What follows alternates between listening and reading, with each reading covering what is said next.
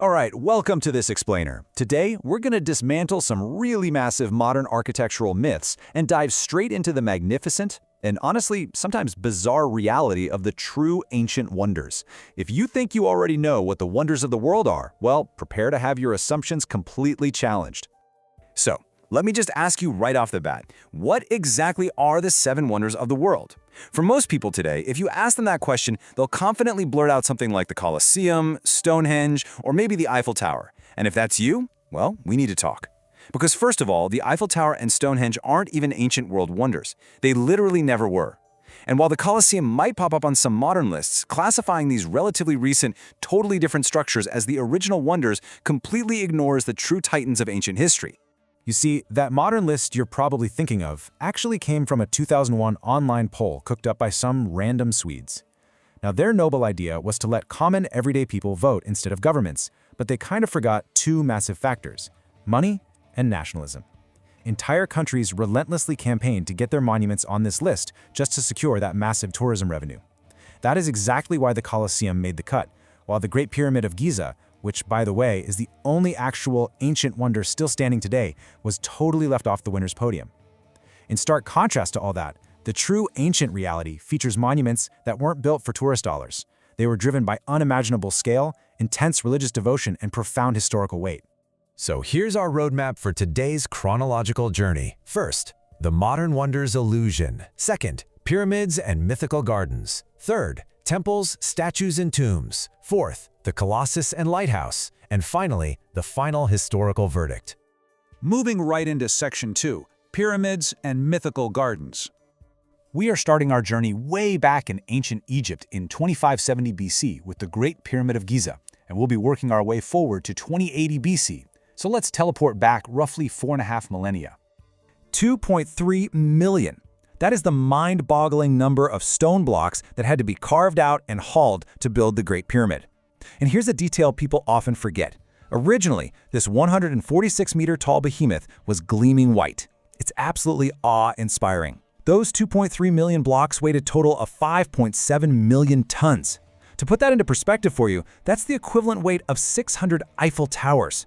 And the craziest part, it was built in just 20 short years. Not by slaves, but by a massive, highly skilled labor force, all collaborating across ancient Egypt. But why go through all that trouble? Well, it wasn't just a flex of wealth. It was a highly functional, basically impenetrable fortress tomb designed for one purpose: to secure Pharaoh Khufu's safe passage to the gods in the afterlife. Deep inside, Khufu was placed in a hollowed-out granite slab in the king's chamber, which was protected by 3 massive sliding blocks designed to completely seal the shaft. Below that sits a very mysterious, completely empty queen's chamber. And most fascinatingly, there are these weird long ventilation tubes that just lead to dead ends, which of course fuels endless modern conspiracy theories about alien power generators. But rest assured, folks, there were no ancient wireless electricity obelisks going on here. Just brilliant, mysterious engineering. All right, let's jump forward in time to Iraq in 600 BC. We've arrived at the Hanging Gardens of Babylon. I want you to imagine a lush green mountain right in the heart of an ancient desert city. According to legend, King Nebuchadnezzar II built this to cure his foreign wife's intense homesickness. Now, to keep an entire pyramid of flora alive in the blazing desert, they supposedly utilized a really effective, almost modern-style irrigation system. They used an early version of the Archimedes screw flow to literally elevate water to the top tiers so it could cascade all the way down. Pretty incredibly impressive engineering for 600 BC, right? Well, here is a massive plot twist. Modern archaeologists have scoured the ruins of Babylon, digging everywhere, and they have found absolutely nothing. Not a single trace of this place. The only evidence we even have comes from the writings of ancient Greek historians. So the hard historical truth is that this lush, romantic mountain of greenery, yeah, it might be pure Shakespearean-level fiction. Okay, on to Section 3, Temples, Statues, and Tombs. So the Temple of Artemis in Turkey has a really tragic, multi-generational history. It wasn't just built once. The first version, way back in 1200 BC, was a pretty modest place of worship that ended up getting wiped out by a flood. The local farmers, thinking they just hadn't worshipped hard enough, spent centuries building a massive, absolutely beautiful upgrade by 550 BC. But then, along came a guy obsessed with fame. Basically, picture the ancient world's very first attention-seeking TikToker. Wanting his name remembered forever, he intentionally burned this magnificent wonder right to the ground. So they rebuilt it a third time, even bigger, and it actually stood for 800 years. That is, until it was set ablaze by rampaging Goths in 268 AD, and then finally wrecked for good by a religious mob in 408 AD. Meanwhile, over in Greece around 435 BC, we find the massive statue of Zeus. Now, the origin of this wonder is surprisingly petty. You see, the judges of the Olympic Games were intensely jealous that their rival city, Athens, had this magnificent statue of Athena. So what did they do? They literally slipped the famous sculptor Phidias 50 gold bars to create a slightly bigger, more important god just for them. So while it definitely showcased profound religious passion and cultural pride, it was literally born out of Olympic jealousy. Sadly, despite surviving for hundreds of years, it ultimately succumbed to a combination of earthquakes, fires, and, yep, you guessed it, more rampaging Goths. Next up is a monument born purely of grief. Over in Halicarnassus, a woman named Artemisia was so devastated by the death of her brother/husband, Mausolus, that she spared absolutely no expense. She built a staggering 44-meter-high tomb right in the center of the city, hiring the absolute most skilled architects and artisans from Greece to decorate it. Now, I'm going to challenge you right now. Try to lock these 4 renowned artists' names in your brain. Ready? Scopas, Bryaxis, Timotheus, and Leocares. Remember those for later. Now, a really crucial point here is that this masterpiece, which, by the way, is literally where we get the word mausoleum, was incredibly resilient. It survived Alexander the Great, it survived pirates, it survived fires, but it couldn't survive Mr. Earthquake, who finally knocked it down around the year 1100. But even still, its ruins remained visible until just over 500 years ago. Think about that for a second. It survived until 1494, making it the second longest-standing ancient wonder on the list. It finally vanished when terrified holy knights dismantled those ancient stones to build a fort to fight off the Ottoman Empire, a battle which, ironically, they completely lost anyway. All right, let's head into Section 4, the Colossus and Lighthouse. Picture this. It's 304 BC, and the small island state of Rhodes is a massive money generator, which obviously made it a huge target. A ruler named Demetrius attacked them with what was basically a literal final boss weapon. They called it the Taker of Cities. This thing was a colossal 40-meter-tall, 7-floor siege tower packed with 16 ballistas and a massive crew of 3,400 soldiers. For an entire year, the Rhodians endured constant, heavy bombardment, but thanks to their heavily fortified walls and some backup from Egypt, they held out. Eventually, Demetrius retreated in total chaos, and he ended up abandoning his massive war machine right there on the island. So what did the victorious Rhodians do with it? They didn't just sell the scrap. No, they melted down all that abandoned siege weaponry to build the majestic 30-meter Colossus of Rhodes to honor their sun god Helios.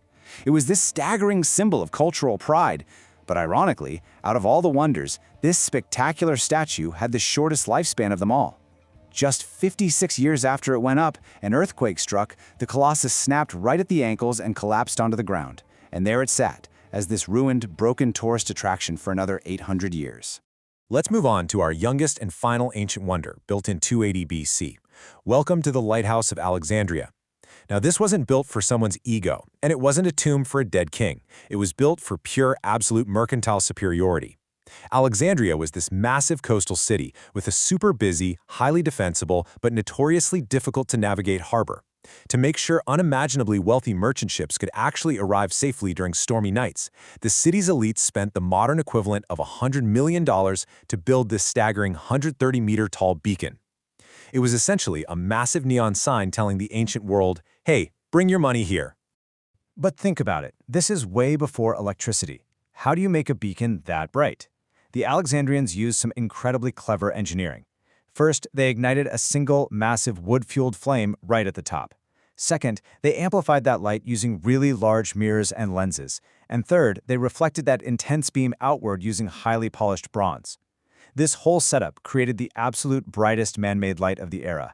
It successfully guided immense wealth into the city for a whopping 1,500 years before inevitably falling to, you guessed it, earthquakes.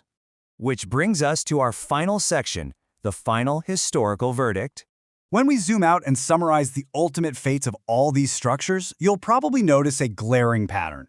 Whether it was that attention-seeking arsonist burning down Artemis, the Holy Knights dismantling the mausoleum, or the Goths wrecking Zeus, Humanity definitely did a lot of the damage here, but the ultimate undefeated champions of destruction are Mr. Earthquake and Father Time. Together, they claimed absolutely everything on this list. Everything, that is, except for the impenetrable 4,500-year-old Great Pyramid. Okay, hold up. Pop quiz time. Earlier in this explainer, I specifically challenged you to lock some names into your memory. What were the names of those 4 renowned artists who worked on the mausoleum? Do you remember them? They were Scopas, Braxis, Timotheus, and Leo Ceres. Hey, if you actually got those right, your ancient history memory is seriously top tier. Let's hit you with just one more, right now. Quick, what was the name of the pharaoh who was buried inside that hollowed-out granite slab in the Great Pyramid? Come on, we talked about him right at the very beginning of the timeline. It's Khufu. But hey, don't worry if you missed it. We've covered a lot of ancient history today. But all joking aside, I want to leave you with a rather profound final thought to chew on. Think about it. The Rhodians literally melted down an invading army's weapons just to build a gigantic statue celebrating their culture. These ancient people poured their souls and literally millions of tons of stone into monuments of pure pride, devotion, and sheer human will. With all but one single ancient wonder eventually destroyed by time and humanity, take a look around at our modern, economically driven, often completely disposable architecture. What modern structures, if any, do you think will still be standing 4,000 years from now? It really makes you question the legacy of our own era, doesn't it? Thank you so much for exploring the true ancient wonders with me today. And hey, always keep questioning the history around you.